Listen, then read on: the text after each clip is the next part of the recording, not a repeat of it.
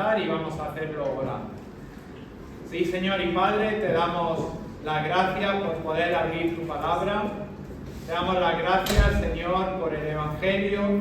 Te damos las gracias por tu palabra, que es nuestra autoridad y es suficiente, Señor, para cada una de las áreas de nuestra vida. Te damos las gracias, Señor, por tu obra en la cruz. Te damos las gracias, Señor, por tu salvación. Ayúdanos, Señor, a exponer fielmente tu palabra, Señor, y que tu palabra, Señor, sea la que nos haga crecer en santidad y también si hay alguna persona que aún no cree en ti como su único y suficiente Salvador, tú lo lleves, Señor, de muerte a vida. Por esto oramos en el nombre de Cristo Jesús. Amén. Amén. Llegamos a, por así decirlo, al clímax del libro, al clímax del Evangelio. Y vamos a responder una pregunta que es fundamental para nuestra vida. Gracias, Robert. Estáis muy poco atentos, solo Robert. Y la pregunta es la siguiente: ¿quién es Jesucristo? ¿Quién es Jesucristo? Y cómo respondamos esta pregunta de forma individual es fundamental, porque en función de nuestra respuesta a esta pregunta va a determinar el destino eterno de las personas. Hay un grupo de personas en esta sociedad, en este mundo, que van a responder a esta pregunta de forma errónea y van a enfrentar un juicio divino, tal como dice la palabra. Puede que vean al Señor Jesucristo como un buen maestro, algunos ven a Cristo como un ejemplo moral del cual se pueden aprender determinadas cosas, otros lo consideran un profeta humano, pero como vamos a estudiar en esta mañana, estas respuestas son inadecuadas, no son suficientes. La Biblia, la palabra del Señor, lo que Dios exhaló con su hálito fue mucho más de que Cristo era un buen maestro, una persona bondadosa, un líder que inspiraba masas, sino que, como ya estudiamos en el Evangelio de Marcos, en el capítulo 1, versículo 1 dice: Jesús es el Cristo, ¿verdad? El Hijo de Dios. Y este es el tema de los 4 evangelios. Los 4 evangelios reiteran y fueron escritos para mostrar que Jesús es el Mesías. Y por lo tanto, la pregunta fundamental de quién es Jesucristo va a ser el meollo de este pasaje. En este momento del ministerio del Señor, ya sabemos, ¿verdad? Estamos estudiando el Evangelio de Marcos de forma sistemática. Vemos como ya los discípulos habían estado con el Señor Jesucristo aproximadamente durante 2 años. Y esa expectativa, ¿verdad?, que tuvieron al principio de su ministerio, de que el Señor Jesucristo era el Mesías, de que el Señor Jesucristo era el Hijo de Dios, debía de ser confirmada. De hecho, fijaros cómo después de conocer a Jesús, Andrés le contó a Pedro en Juan capítulo 1, versículo 41, y le dijo: hemos hallado al Mesías. Posteriormente, otro de los discípulos, Natanael, exclamó y dijo: Rabí, al Señor Jesucristo, tú eres el Hijo de Dios, tú eres el Rey de Israel. De hecho, como estamos estudiando, ¿verdad?, a lo largo del ministerio del Señor Jesucristo, los discípulos habían visto como el Señor Jesucristo enseñaba, ¿verdad?, con autoridad. Habían visto de su poder maravilloso. habían visto cómo hacía milagros, cómo sanaba a las personas, cómo levantaba, ¿verdad?, aún de los muertos. Y eran conscientes de su propio pecado en contraste a la perfección divina de Salvador. Habían visto como el Señor Jesucristo solamente unos meses antes había andado sobre las aguas, había calmado los vientos, la tormenta, y cómo reaccionaron, ¿verdad? Lo estudiamos hace unos meses y dijeron: verdaderamente eres Hijo de Dios. Y ya vimos, ¿verdad?, qué sucedió justo inmediatamente en Juan capítulo 6, versículo 66. La mayoría de las multitudes que habían con él, ¿sabéis lo que hicieron? Le abandonaron. Le abandonaron. Y en ese momento Pedro expresó a sus compañeros: nosotros hemos creído y conocemos que tú eres el Cristo, el Hijo del Dios viviente. Es decir, los discípulos ya habían mostrado, los discípulos ya habían expresado la deidad de Cristo. Habían visto que el Señor Jesucristo era el Mesías. Sin embargo, en el texto que vamos a estudiar esta mañana, es la primera vez que se registra en el Evangelio de Marcos. Y fijaros, los apóstoles a través de Pedro expresaron esta verdad con mayor convicción, y dentro de ese contexto que había de confusión entre las multitudes, entre los líderes religiosos que ya iban contra el Señor Jesucristo. Y esta parte, este pasaje, es el clímax, es la cima del Evangelio de Marcos. Y es, por así decirlo, la capacitación, es como por así decirlo el examen final de los apóstoles que les capacitaba para llevar el mensaje del Evangelio. Fijaros, y comienza nuestro pasaje y vamos a estar en Marcos capítulo 8, los versículos del 27 al 33.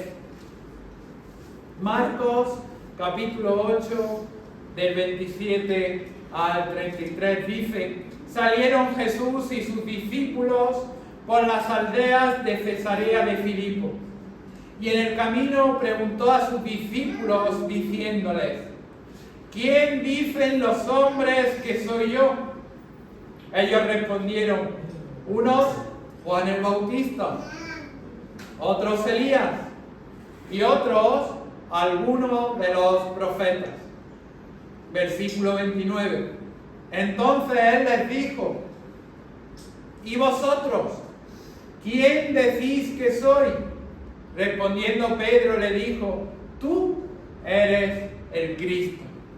Pero él les mandó que no dijesen esto de él a ninguno. Y comenzó a enseñarles que era necesario al Hijo del Hombre padecer mucho y ser desechado por los ancianos, por los principales sacerdotes y por los escribas, y ser muerto y resucitar después de 3 días. Esto les decía claramente. Entonces Pedro le tomó aparte y comenzó a reconvenirle. Pero él, volviéndose y mirándolo a los discípulos, reprendió a Pedro diciendo: quítate delante de mí, Satanás, porque no pones la mira en las cosas de Dios, sino en la de los hombres. Y aquí vamos a dividir nuestra predicación, nuestro bosquejo, en 2 partes. Por un lado, la buena noticia, y por otro lado, la mala noticia, ¿verdad? La buena noticia la encontramos en los versículos que van del 27 al 30. Y la buena noticia es la confesión de Pedro. Fijaros, dice el texto del 27 al 30 que salió Jesús y sus discípulos por las aldeas de Cesarea de Filipo. Y en el camino preguntó a sus discípulos diciéndoles: ¿quién dicen los hombres que soy yo? Ellos respondieron: unos Juan el Bautista, otros Elías y otros algunos de los profetas. Entonces él les dijo: ¿y vosotros? ¿Quién decís que soy? Respondiendo Pedro le dijo: tú eres el Cristo. Pero les mandó, ¿verdad? Termina este texto, que no dijesen esto de él a ninguno. Fijaros, como estudiamos la semana pasada, vimos cómo el Señor Jesucristo realiza un milagro, cómo le da vista, ¿verdad?, al ciego de Betsaida, ¿verdad? Vimos la curación del ciego en los versículos del 22 al 26. Entonces Jesús y sus discípulos, que ya habían salido de la ciudad de Betsaida, viajan al norte del lago de Galilea, recorren aproximadamente unos 40 kilómetros a pie y llega, como dice el texto bíblico, a las aldeas de Cesarea de Filipo. Esta ciudad era una aldea, pero Felipe el tetrarca hizo que creciese y que se multiplicase y que hubiese muchas personas viviendo en esta región de Cesarea. Estaba aproximadamente entre unos 60 y 80 kilómetros de una ciudad muy importante en la antigüedad, como era la ciudad de Damasco. Como hemos visto, fue repoblada y muchas personas inmigraron para esta ciudad de Cesarea. Por lo tanto, estaba formada principalmente por gentiles. ¿Y qué era la consecuencia? Como había muchos gentiles, también había muchos ídolos paganos.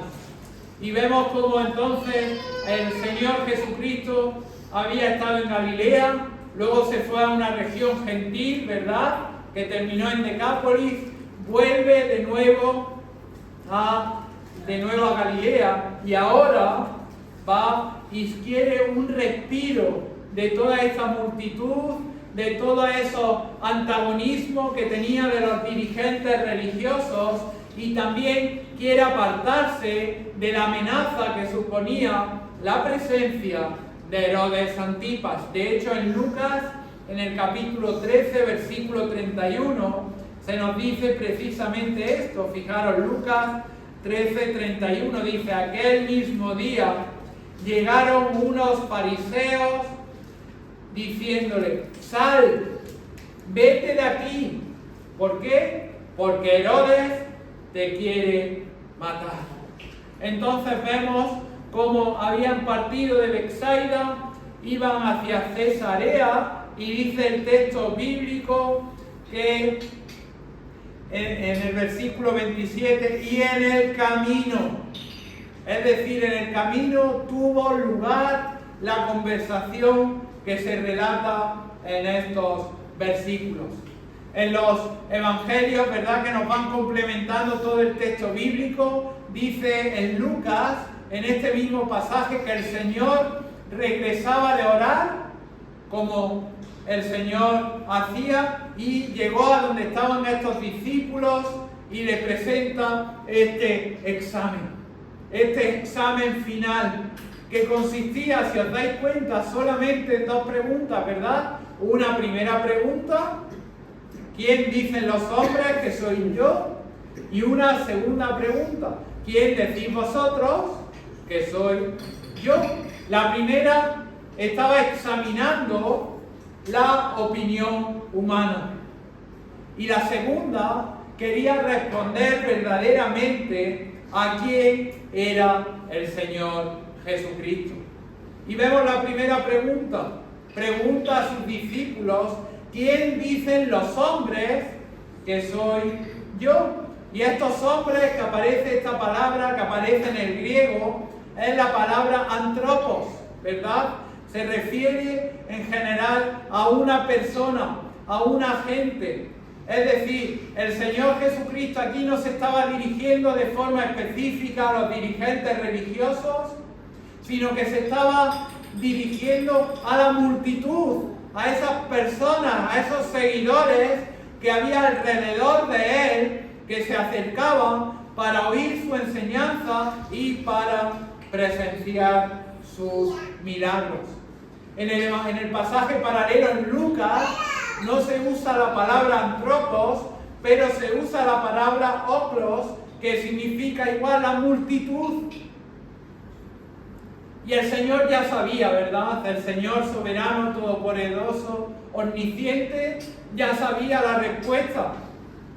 Ya sabía lo que la gente, lo que las masas, lo que las multitudes pensaban de Él. Pero quería ver que los apóstoles fueran conscientes entre el contraste entre la percepción humana y la verdad de Cristo. Fijaros, ellos respondieron la primera pregunta. Ellos le dijeron, fijaros, versículo 28, y dijeron, versículo 1, Juan el Bautista. ¿Quién pensaba que era eso? Herodes Antipas, ¿verdad?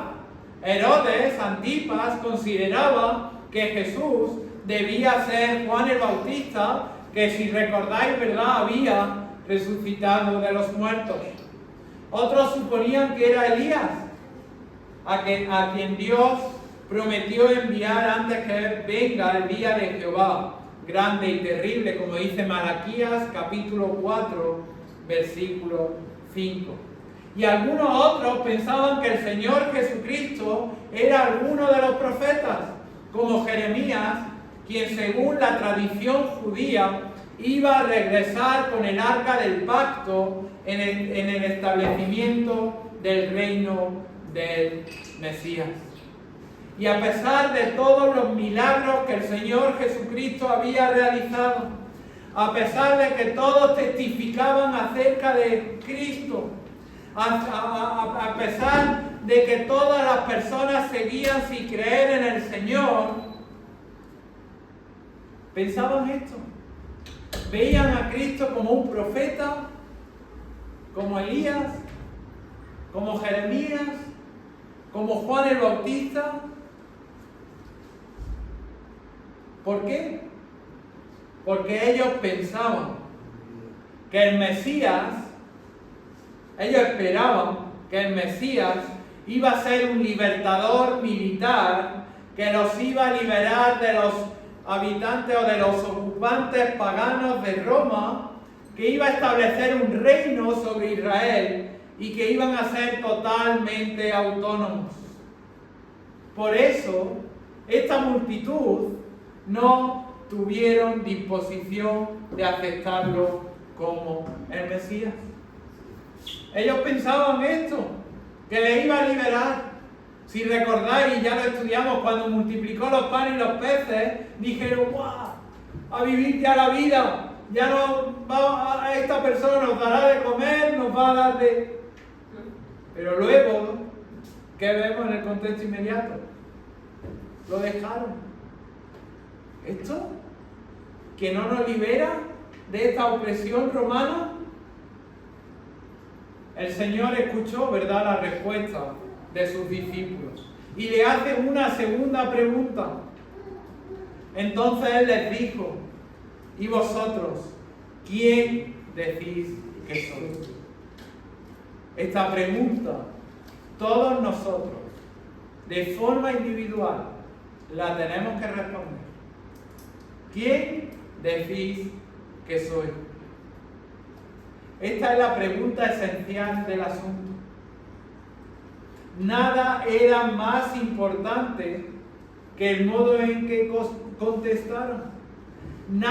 Ninguna pregunta es más importante de que cómo de forma individual contestemos a esta pregunta. Los dirigentes religiosos ya la habían contestado, ¿verdad? Habían rechazado a Jesús. Habían visto que Él no iba a usar su poder para derrocar a Roma. Y por tanto, estos discípulos quizás se estaban preguntando si realmente a la persona que seguían eran el Mesías.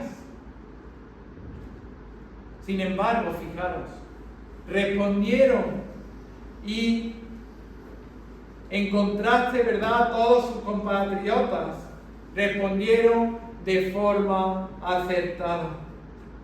Respondieron que Jesús es el Mesías, que Jesús es el Hijo de Dios. Fijaros, respondió Pedro, versículo 29, y le dijo: tú eres el Cristo. En el pasaje paralelo en Mateo capítulo 16, versículo 16, completa esta afirmación y le dijo: tú eres el Cristo, el Hijo del Dios viviente. Y esta palabra, tú eres el Cristo, es la palabra griega que se utilizaba para decir: tú eres el Mesías. Y el Mesías es la palabra hebrea, Masías, que significa el ungido. Es decir, no hay duda, no hay equivocación, sino que Pedro firmemente proclamó que el Señor Jesucristo era el Cristo, era el Mesías, era el ungido, el supremo Dios, el Salvador del mundo. Después de más de 2 años de haber seguido al Señor Jesucristo a lo largo de su ministerio terrenal, habían desaparecido cualquier atisbo de duda acerca de quién era Jesús. Habían reconocido que Jesús es el Señor, que Jesús es el Mesías, que Jesús era el Salvador esperado. Y sin duda van a vivir y aún iban a vivir momentos de frustración y debilidad. Fijaros, en Marcos capítulo 14, versículo 66, al igual que nosotros en nuestra vida, ¿verdad? Reconocemos al Jesús como Mesías, pero aún así tenemos momentos de debilidad. Y fijaros, dice: estando Pedro abajo en el patio, vino una de las criadas del sumo sacerdote y cuando vio a Pedro que se calentaba mirándole, dijo: tú también estabas con Jesús el Nazareno. ¿Y qué hizo Pedro en su debilidad? Mas él negó. Y luego vemos en el 70, ¿verdad? Pero él negó otra vez. Y en el 71, cuando dijo: no conozco a este hombre de quien habláis. Es decir, momentos de debilidad, momentos de frustración. Pero hermanos, verdaderamente habían llegado a saber que Jesús era el Mesías, que Jesús era el Hijo de Dios. Y esto no fue por su propio esfuerzo, esto no fue por su inteligencia, sino fijaros cómo responde el Señor Jesucristo en el Evangelio de Marcos a esta pregunta. Aquí no aparece registrada en Marcos, pero en Mateo, justo después le dice: bienaventurado eres, Simón, hijo de Jonás, porque no te lo reveló carne ni sangre, sino mi Padre que está en los cielos. Es decir, esta respuesta no es por ningún mérito humano, sino que creían únicamente por la gracia de Dios, porque el Padre le había traído, el Hijo le había revelado y el Espíritu Santo le había abierto los ojos a la verdad. Y esta es la respuesta. Esta es la respuesta verdadera. Tú eres el Cristo. Tú eres el Mesías. ¿Y cuál fue la respuesta inmediata de ellos? Pues ir anunciándolo, ¿verdad? Estaban deseosos de propagar la noticia acerca de Jesús que Pedro acababa de expresar. Y ahora por eso entendemos versículo 30, pero el Señor le mandó que no dijesen esto de él a ninguno. Es decir, les mandó, es decir, una fuerte advertencia, una severa amonestación. El Señor, ¿por qué hace esto? Porque Jesús quería sofocar el entusiasmo desenfrenado de las multitudes. Aún quedaba un tiempo en el que los discípulos debían de estar con el Señor Jesucristo. Hubiera sido prematuro para los apóstoles ir ya al mundo, predicar las buenas nuevas. Y el Señor, como vemos, no quiso que esto se hiciese hasta después de la muerte y su resurrección. Por eso, entendemos qué es lo que hizo el Señor de forma inmediata. Les comienza a enseñar. Y ahora comienza a enseñarles acerca de sus sufrimientos. Y por eso dice versículo 31, que es, como hemos visto, la mala noticia, la confrontación de Pedro. Dice versículo 31 al 33, y comenzó a enseñarles que le era necesario al Hijo del Hombre padecer mucho y ser desechado por los ancianos, por los principales sacerdotes y por los escribas, y ser muerto y resucitar después de 3 días. Esto les decía claramente. Entonces Pedro le tomó aparte y comenzó a reconvenirle. Pero él, volviéndose y mirando a los discípulos, reprendió a Pedro diciendo: quítate delante de mí, Satanás, porque no pones la mira en las cosas de Dios, sino en la de los hombres. Hay que ponerse, ¿verdad?, en el contexto y en la posición de los discípulos. Los discípulos habían manifestado, habían expresado que el Señor Jesucristo era el Mesías. ¡Qué felicidad!, ¿verdad? ¡Qué exaltación! ¡Qué claridad!, ¿verdad?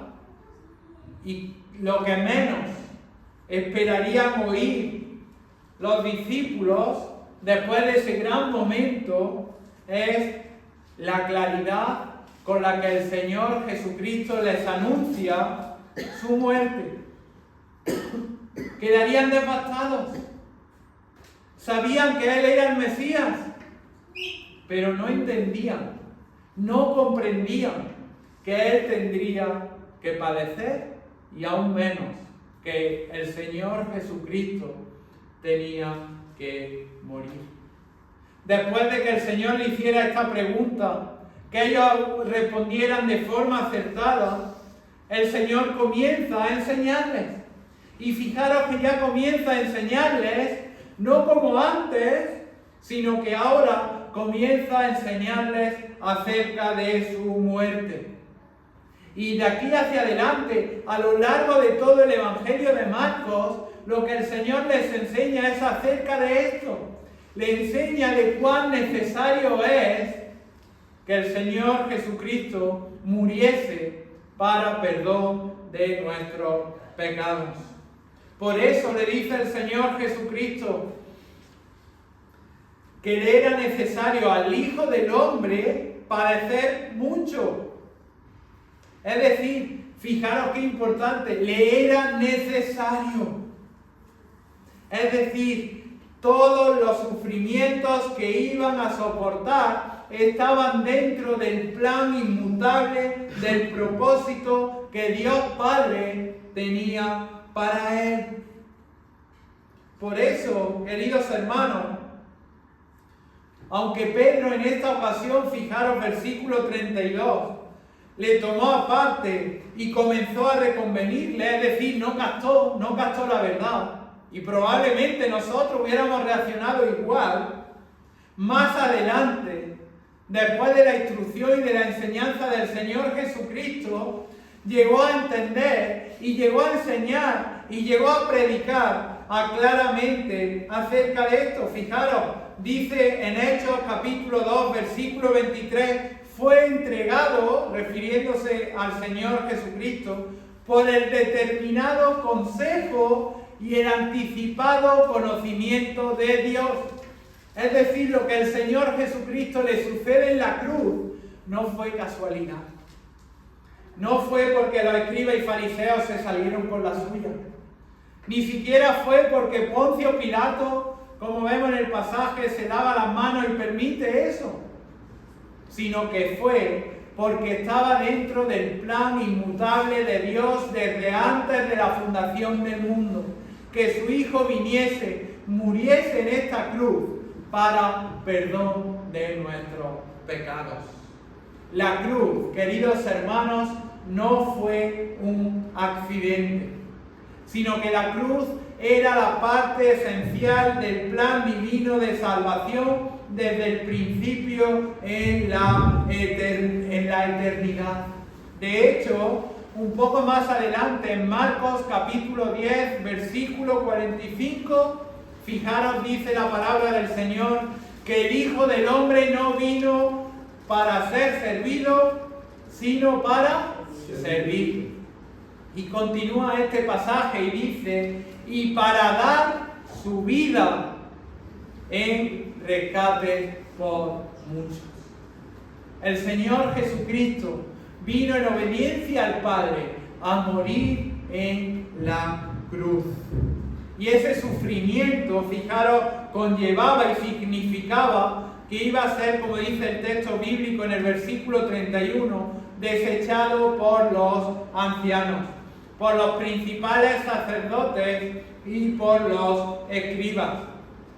Ese sufrimiento implicaba que el Señor Jesucristo iba a morir. Pero como dice también y anuncia en el versículo 31 al final, iba a resucitar después de 3 días. Los dirigentes religiosos de Israel rechazaron a su Mesías, rechazaron al ungido, le hicieron pasar por un juicio falso, lo entregaron a los romanos, ¿verdad? Y organizaron su ejecución de manera injusta. De hecho, ya en Mateo capítulo 12, versículo 40, el Señor advierte a los fariseos y dice, como estuvo Jonás en el vientre del gran pez 3 días y 3 noches, así estará el Hijo del Hombre en el corazón de la tierra 3 días y 3 noches. O incluso a las autoridades del templo, ¿verdad? Le dijo, destruid el templo. ¿Y cómo termina? Que en 3 días lo levantaré. Pero en esta ocasión el Señor anuncia su muerte y su resurrección a los discípulos. Qué noticia, ¿verdad? Esto dejó a los discípulos, como se suele decir ahora, en estado de shock, ¿verdad? Tambaleándose. Estaban convencidos de que era el Mesías, pero ahora no entendían el plan divino. Los discípulos no entendían que el ungido de Dios que iba a traer salvación y bendición a Israel y al mundo, le está diciendo el Señor que iba a ser rechazado, que iba a ser asesinado por aquellos que lo estaban esperando. Ellos, al igual que el resto de los judíos, tenían esa interpretación errónea. Pero como hemos visto, ¿verdad? Ya el profeta Isaías, ya hemos leído en la mesa del Señor, ya había anunciado, ¿verdad? Esto, de que iba a sufrir, de que iba a ser varón de dolores. No lo vamos a leer por amor al tiempo, lo hemos leído antes, ¿verdad? Pero a pesar de este pasaje que ellos ya tenían en la escritura en Isaías, los discípulos se sorprendieron del anuncio de Jesús. Se resistían a creer lo que el Señor les estaba enseñando. Por eso Pedro se hizo portavoz y, como hemos leído, tomó aparte a Jesús y comenzó a reconvenirle. Hay que ponerse, ¿verdad?, en la posición de Pedro. Ese pescador tuvo la audacia de contradecir al Creador, aquel que acababa de identificar como el Mesías, como el Hijo de Dios. A pesar, en lugar, de someterse al señorío soberano de Cristo, Pedro confrontó a Jesús. Y como vemos en Mateo capítulo 16, versículo 22, en el pasaje paralelo, le dice: Señor, ten compasión de ti, de ninguna manera te acontezca esto. Es decir, no solamente Pedro se estaba poniendo sobre la autoridad del Mesías, sino que estaba contradiciendo directamente los propósitos redentores de Dios. El plan de Dios estaba diciendo: no, Dios, esto no puede ser así. Probablemente todos nosotros hubiéramos dicho lo mismo. Esto no puede ser así si tú eres el Mesías. Y fijaros, él se volvió, miró a los discípulos del Señor Jesucristo, reprendió a Pedro y le dijo: quítate delante de mí, Satanás, porque no pones la mira en las cosas de Dios, sino en la de los hombres. De hecho, en Mateo capítulo 16, versículo 23, amplía esta declaración del Señor Jesucristo y le dice: me eres tropiezo. No era solo Pedro el que pensaba esto. Fijaros, el Señor Jesucristo se volvió y no se dirigió solo a Pedro, sino a todos los discípulos. Porque todos los discípulos estaban pensando lo que Pedro acababa de expresar. Y si nosotros hubiéramos estado allí, hubiéramos pensado igual. Los apóstoles retrocedieron ante la idea de que su Señor iba a padecer, iba a morir. No lo entendían. Por eso el Señor Jesucristo les reprende y les dice, como hemos visto en el versículo 33, quítate delante de mí, Satanás. Las intenciones de Pedro, desde un punto de vista humano, podrían parecer nobles, ¿verdad? Señor, no mueras, por favor, si eres el Mesías.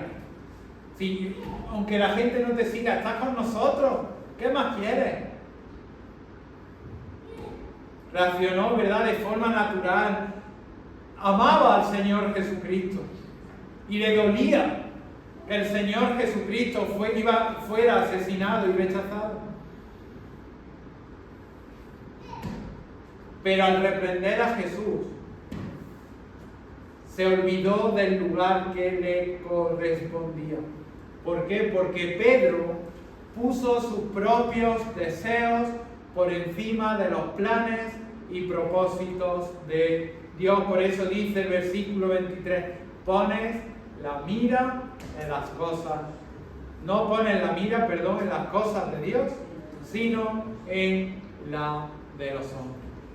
Los discípulos aún no comprendían el plan de Dios, pero Cristo estaba actuando en perfecta conformidad con la voluntad del Padre. Ellos se estaban oponiendo a los propósitos de Dios, le estaban diciendo: por favor, Señor Jesús, evita la cruz. ¿Y sabéis qué? Que Pedro se había convertido en un vocero, es decir, que estaba expresando lo que Satanás y el diablo querían. El Señor sabía que la salvación requería sufrimiento y muerte. Sabía que tenía que pasar por la cruz. Se negó a poner su deseo personal por encima de lo que el Padre había establecido desde la eternidad. Pero Satanás, ¿sabéis lo que quería? Que por nada del mundo pasase por la cruz. ¿Por qué? Porque la cruz significó la caída y la derrota de Satanás por siempre. Como dice Génesis capítulo 3, versículo 15, Colosenses capítulo 2, versículos 14 y 15. Es decir, Satanás intentó frenar, intentó hacer fracasar el plan perfecto de redención de Dios y utilizó a Pedro. Sin embargo, Jesús nunca sucumbió a esas tentaciones. Pedro erró, ¿verdad? Se equivocó. Aquí erró en este momento, ¿verdad? En Cesarea. Pero pronto llegó a entender y a apreciar la cruz en su profundidad. De hecho, en menos de un año, una vez que el Señor Jesucristo había muerto y había resucitado, en el día de Pentecostés, fijaros, vamos a ir por un instante a Hechos capítulo 2, versículos 22 al 24, se puso delante de la multitud y fijaros lo que predicó en Hechos capítulo 2, versículo 22, dice: varones israelitas, este era Pedro, comprendió cuán necesaria era la cruz y cuán necesaria era la muerte y resurrección de Cristo. Fijaros, dice Hechos 2:22, varones israelitas, oíd estas palabras: Jesús Nazareno, varón aprobado por Dios entre vosotros con las maravillas, prodigios y señales que Dios hizo entre vosotros por medio de él. Como vosotros mismos sabéis, a este, entregado por el determinado consejo y anticipado conocimiento de Dios, prendisteis y matasteis por manos de inicuos, crucificándole.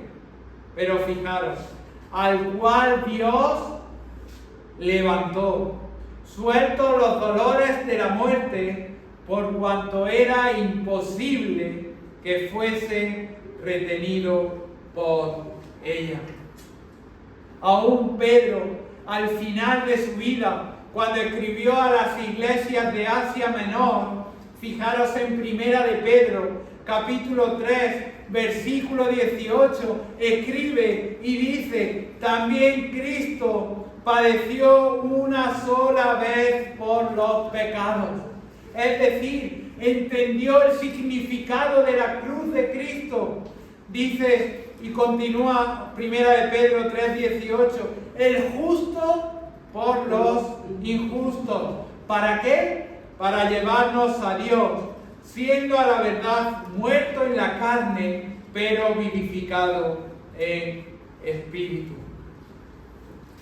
Lo que los discípulos consideraron la peor de las noticias ese día en el camino de Cesarea de Filipo, queridos hermanos, fue la mejor noticia que el mundo ha recibido. La mejor noticia que el mundo ha recibido. Al morir y resucitar Jesucristo, el Hijo de Dios, el Mesías, el ungido, pagó por el castigo, por el pecado y venció a la muerte, para que todos aquellos que crean en Él tengan vida eterna. Amén.